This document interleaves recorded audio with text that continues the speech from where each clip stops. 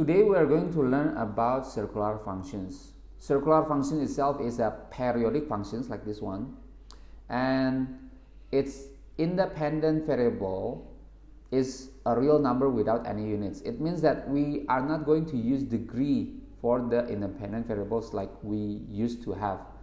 Yeah, so this is not 5 degree, not 10 degree, not degree, but we are going to change it with a certain unit like time or distance. And how we can do that is by having the circular functions. And like this problem, the Ferris wheel, the height of the Ferris wheel depend on the time, so we can plot it like this. It goes from the low point and then goes up high point and it repeated again. Now what will be the concern is the independent variable over here is not degree. Yeah, so why this is important? Because the circular functions will be more appropriate for real world applications, and they also have some advantage in later courses in calculus, for which this course is preparing for you. In order to understand that, let's review again what is radian. So radian is defined as the arc length divided by radius. So if I have something like this, this is the radian, right? This is the radius, which the length is 1, and if I wrap it the half the circle, I'll need like 3.14 radius to wrap the whole circle. And if I want to completely wrap up the whole circle, I'll need 2 pi radius. Yeah, and again, radian is the arc length divided by radius. So imagine if you have the radius is 5 cm and you need 1 radian, then that will be 5 cm over 5 cm, centimeter and centimeter cross each other, then it will be 1. So 1 is no unit. Yeah, it doesn't have unit.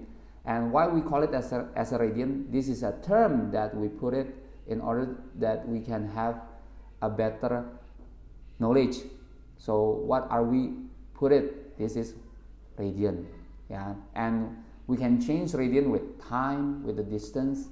So that makes our life easier when we try to plot it in the trigonometric functions. So let me put it again. 180 degree equal with pi radian, right? So it means that we can have 2 unit conversions from here. 1 degree equal with pi over 180, and then 1 radian is equal to 180 degree divided by pi. Yeah, so these are the unit conversions. If we will ask what is 60 degree to radian, so we just times it with pi over 180. What is 2 radian? 2 radian, that will be 102 times with 180 degree divided by pi. Quite easy. I presented over here the sine theta, so this one is still on theta. Yeah. This is sine theta. It begins from the inflection point, then it ends up at 360 degrees. These 2 cycles over here.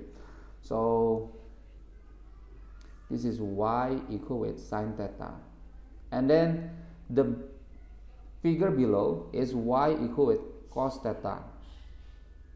So this is on theta. This is also on theta. Based on what we have learned, we learned that 180 degree equal with pi radian, right? So if 360 degree, then that will be equal with 2 pi radian. So I can exchange this one. If I want to put instead of theta and I want to have x, then what will it be? I'll take for example sine theta. So let me change this a bit. Yeah. So I'm going to change this into the numbers that not using degree. Okay, so I'm going to put it as a y equal with sine x. This become the differentiations between degree and radian. Every time we have a radian, then we are going to use x instead of y. Yeah, so on this axis, this will come back as x. Yeah, well, this is the representative of y equal sine x. Okay, but the independent variable will be x. So if we have like 180 degree over here, then that will be equal with pi. So I'll write pi over here. If it is 360 degree, then I'll have 2 pi. If I have 720 degree, that will be 4 pi. If I have 90 degree, then that will be pi over 2. Yeah. And if I have, let's say, 270 degree, that is 3/4 of the cycle, so that will be 3 over 4 pi. And I can put the other numbers like, okay, so we'll have 5 pi over 4, 3 over 2 pi, which is 1/2 of it, 7 over 4 pi, and we come back to 4 pi. So this is how we change it to the x, and by doing that we make this from the trigonometric functions to the circular functions. Let's get into some applications like this one. So we have it over here. The independent variable is the r, so it's not degree, right? So we need to put it on the circular functions. First of all, let's put all informations that we have. We know that the sinusoidal axis happen at negative 2.4, right? Yeah, this one, negative 2.4. And then from here we can also get the amplitude. What we want to do over here is to find the circular functions. So we can also find the amplitude by having negative 2.4 to 4.8, or negative 2.4 the distance to negative 9.6, and if we subtract it, we'll get 7.2. Okay, in these functions I'm going to use cosine as the parental function. So I'm going to have y equal with c plus with a cos b, and then x minus with d. Notice that I'm going to use x instead of theta because this will be a circular functions. Okay, so we'll have the amplitude is equal with 7.2, yeah, from the difference. And then what about the phase displacement? That's quite easy. The phase displacement, since we are using cos, then it will be equal to 100 degree, right?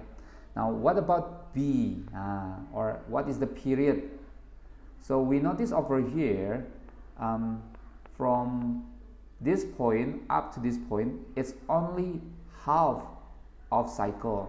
So if we have it up until here, then half of the period will be 800, right?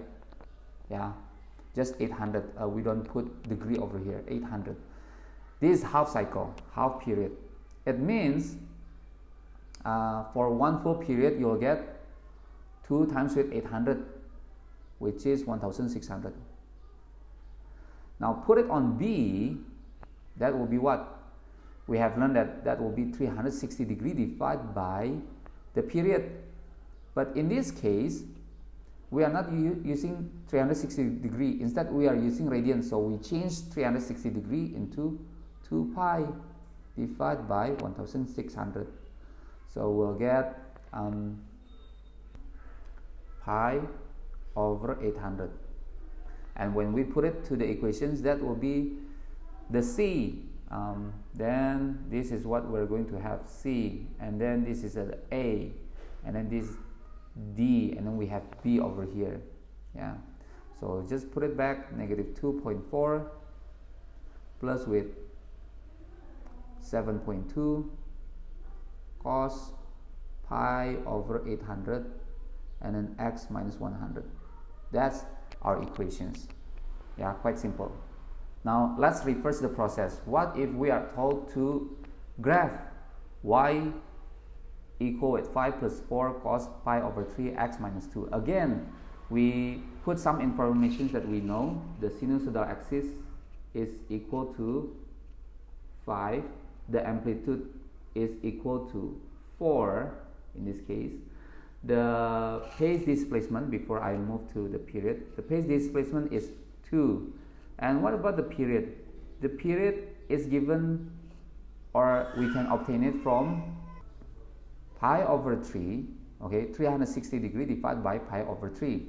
Yeah, so again, usually we put 360 degree divided by b, right? In this case, that will be 2 pi divided by b, or 2 pi divided by pi over 3. So that will make 2 over 3. Oops, I'm sorry. It will be 6. Yeah, it will be 6. Okay, so now we are ready to graph it. Okay, so on the independent axis, I'll put x, and the same thing for the y-axis. Yeah, I mean the dependent variable, dependent axis, that's still y. Okay, you have the origin point over here, and then we have from sinusoidal axis and amplitude, we will get the sinusoidal axis is at 5 over here, and it goes 1, 2, 3, 4, 5, and then you have 4 added with 4, you get 3, 4, 9, and negative 1. Yeah, sorry, 1 and 9. Okay, so that's what you are going to have, because that's the amplitude. And from here, let's try to make it. Now we are going to interpret the period and the phase displacement. Okay, so the phase displacement start at 2, and this is cosine. Okay, so I'll put 2 over here, and then the period is 6. It means that I will have the coordinate 8 probably around here, so let's put it. Okay, so 3, 4, 5, 6, 7, 8, the distance is 6. Okay, so now we are ready to graph it. We know that these are parental cosine functions, so it starts from the high point. Let me change this, and we have it over here. Is 1 point, and then you have also go back to the high point over here. In the middle, okay, the middle will be 5. Yeah, this is the midpoint, and then you have the inflection point over here, and then over here. Then let's try to graph it, and there we go. We have y equal with 5 plus 4 cos pi over 3 x minus 2 for one cycle. The other problems that we might have is this kind of thing, like problems 1 up until 24. But since we have learned about the radian, I'll just show you quickly.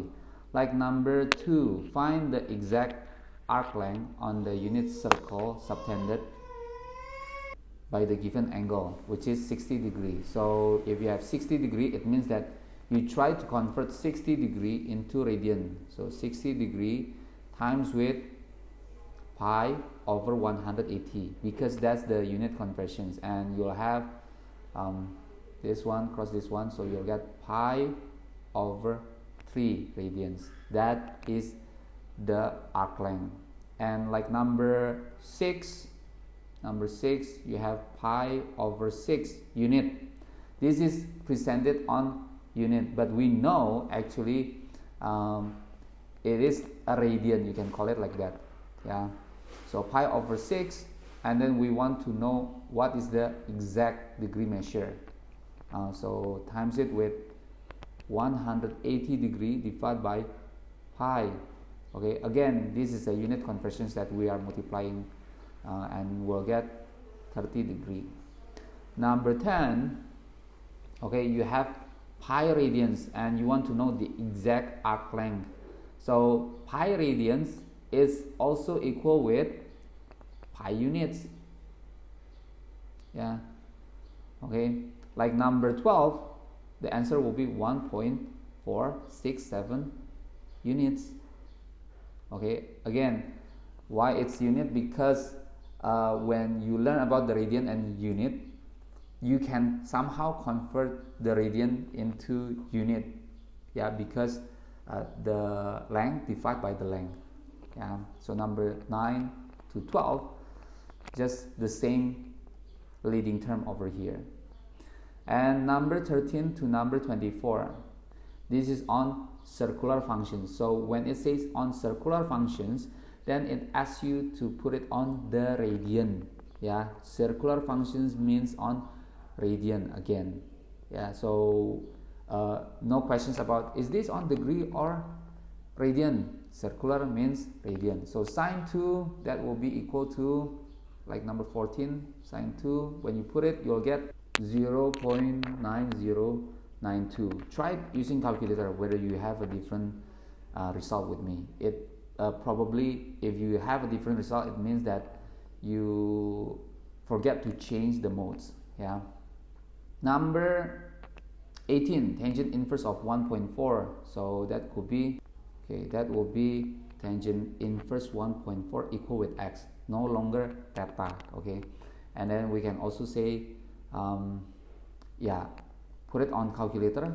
For number 18, we should get 0.9505. There should not be a surprise for us in calculating this one. Yeah, if we already change it to the radian mode. Number 22, find the exact value. So try to interpret this. Exact means that you only have